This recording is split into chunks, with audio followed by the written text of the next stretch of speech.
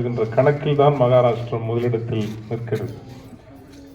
ஆம், மற்றபடி பார்த்தோம் என்றால் கேரள மாநிலத்தை விட இன்றும் பல தேய்வுகள் வீழ்ச்சிகள் தமிழகத்திற்கு நடந்து கொண்டிருந்தாலும் கூட இன்றும் நான் முன்னால் நிற்கின்றோம். அதற்கு முக்கியமாக ஒரு 3 முன்தாவல்களை நாம் சொல்ல முடியும்.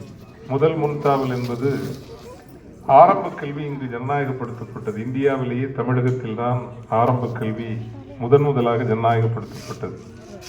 அதற்கு காரணம் திராவிட பேரியக்கமும் காங்கிரசும் தான். மூதறிஞர் என்று அழைக்கப்படுகிற ராஜாஜி அவர்கள் 2000 பள்ளிக்கூடங்களை மூடுகிறார்கள். அது வரலாறு.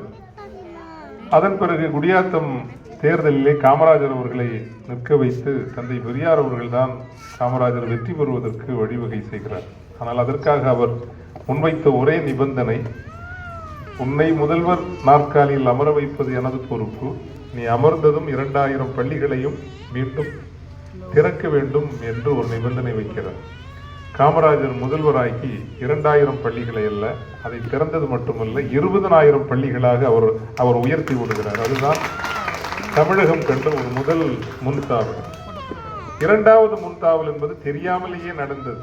அது அண்ணா திராவிட முன்னேற்ற கழக ஆட்சியில் தொடங்கி உயர்கல்வி ஜனநாயகப்படுத்தப்பட்டது. இன்று உலகம் முழுவதும் பொறியாளர்களால், தமிழ் பொறியாளர்களால் உலகத்தினுடைய முதன்மை நிறுவனங்கள் எல்லாம் நிரம்பி இருக்கிறது என்றால் அது முதலில் அண்ணா திராவிட முன்னேற்ற கழகம் தொடங்கி வைத்தது, திமுக அதை தொடர்ந்தது. உயர்கல்வியை ஜனநாயகப்படுத்தியது தமிழகம் கண்ட இரண்டாவது ஒரு முன்தாவல். திராவிட இயக்கங்கள் தான் அதை செய்து காட்டின. மூன்றாவதாக நிகழ்ந்தது சமூக நீதி, இடஒதுக்கீடு. எல்லா தரப்பு மக்களுக்கும் அதிகாரத்தில் இடம் என்பதையும் இந்த சமூக நீதி பேரியக்கம் சாதித்தது. நான்காவது ஒரு முன்தாவலுக்காக தமிழகம் காத்திருக்கிறது. எல்லா தளங்களிலும் ஒரு தேய்வு, உழைப்பு என்கின்ற பண்பாடு அற்றுப்போய் வருகிறது. அரசியல் என்பது அடுத்த தேர்தலை சந்திப்பதற்கான நிதியை திரட்டுவது என்பதாக சுருங்கி இருக்கிறது. எல்லாவற்றிற்கும் இடம் உண்டு. ஆனால் இந்த டாஸ்மாக் என்பது ஒரு எல்லை மீறி இந்த சமூகத்தை, ஒரு பெரும் தொகுப்பு இளைஞர்களை 30-35 வயதுகளிலேயே பலவீனமானவர்களாக மாற்றுகிறது. கட்சியை கடந்து இவற்றையெல்லாம் சிந்திக்க வேண்டிய ஒரு காலகட்டத்தில் இருக்கிறோம். எனவேதான் இந்த இடத்தில் ஒரு சிறிய அழகான புனிதமான இடத்தில் இணைந்து வந்திருக்கிறோம் என்பது புதிய சிந்தனைகள், புதிய சிறு முயற்சிகள். நான் பெரியதான் சிறப்பு என்பேன். பெரியவையெல்லாம் சிறப்பு தான். 5 லட்சம் 10 லட்சம் பேர் கூடுவது என்பது சிறப்பு. ஆனால் சிறியது அழகு. பெரியது சிறப்பு, சிறியது அழகு. இந்த சிறியது என்பது அழகு, அதுவும் வேரோட்டம் கொண்ட ஒரு அழகாக பார்க்கிறேன். ஐயா அந்தோணிசாமி அவர்களே எனக்கு தெரியாது. ஆனால் இந்த மேடையிலே பேசுகின்ற பொழுது அதிர்ந்து பேசாதவர், யாரையும் காயப்படுத்தாதவர் என்று அவரை பற்றி சொன்னார்கள். இப்படி ஒரு கட்டியெழுப்பப்பட்ட, கட்டமைக்கப்பட்ட ஒரு பெரும் மீசைக்கு பின்னால் கடுகளவும் கோபம் கொள்ளாத, இரக்கமும் அன்பும் கொண்ட ஒரு மனிதர் வாழ்ந்திருக்கிறார் என்றுதான் முதலில் எனக்கு எண்ண தோன்றியது. சிறந்த வாழ்க்கை தான். 40 ஆண்டுகள் நாட்டுக்காக பணி, 10 பிள்ளைகள், 18 பேரப்பிள்ளைகள். ஒரு பேரப்பிள்ளை அடுத்த தலைமுறை அரசியலுக்கு எல்லா தகுதியுடையவரும் என்கின்ற வகையில் அவ்வளவு தன்னம்பிக்கையோடு பேசுகிறார். இதைவிட ஒரு மனிதர் வாழ்வில் என்ன சாதிக்க வேண்டும் இல்லையா? இதைவிட எந்த பெரிய நிறைவும் இருக்க முடியாது. இதுவே ஒரு பெரிய நிறைவு தான். அதுவும் இந்த உள்ளே வருகின்ற பொழுது அவருடைய பிள்ளைகள் 2 பேரை, திருமதி ஜாக்குலின் அவர்கள், அவருடைய சகோதரி, அந்த 5 நிமிட அனுபவத்திலேயே எப்படி ஒரு ஆளுமையோடு அந்த இடத்தை அவர்கள் கையாள்கிறார்கள். அவர்களுக்குள் வேரோடி போயிருக்கிற அந்த தலைமைத்துவ பண்பு, ஆளுமை என்பது உண்மையிலேயே அது அந்த ஆளுமையின் தெரிப்பு என்பது தந்தையாரும் வாழ்க்கை துணையாரும் தந்ததாகத்தான் இருக்க முடியும். எனவே பெரியதொரு கலவரையை நீங்கள் கொடுக்க வேண்டும். ஆளுமை மிக்க பிள்ளைகளை உருவாக்குவது என்பது அதிகம். நான் உண்மையிலேயே ஏன் செஞ்சியவர்கள் அழைத்த போது எல்லா நிகழ்வுகளையும் மாற்றி வைத்துவிட்டு வர வேண்டும் என்று விரும்பியது,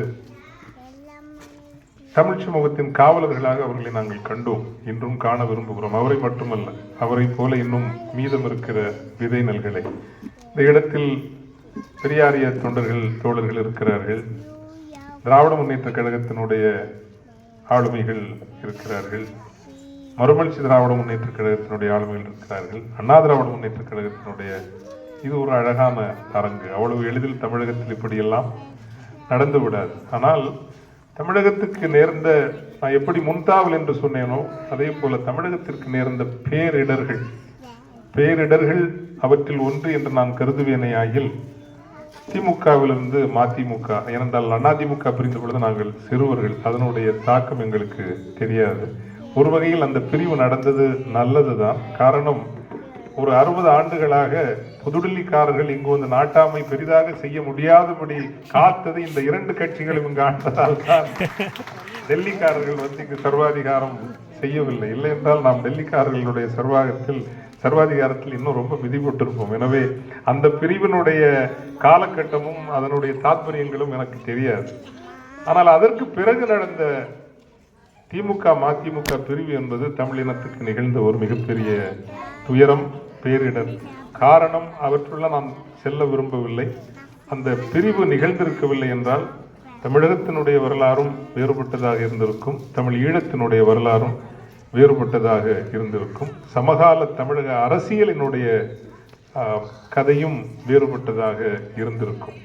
விதைநல்கள் வெளிப்படையாக பேச வேண்டுமென்றால் சமூக நீதிக்கும் தமிழுக்கும் ஈழத்திற்கும் ஒரு தலைவனுடைய வேகம் போதாது என்று கருதியவர்கள் தான் இன்னொரு திசை நோக்கி சென்றார்கள். என்றால் அவர்கள் இனத்தினுடைய விதைநல்கள்.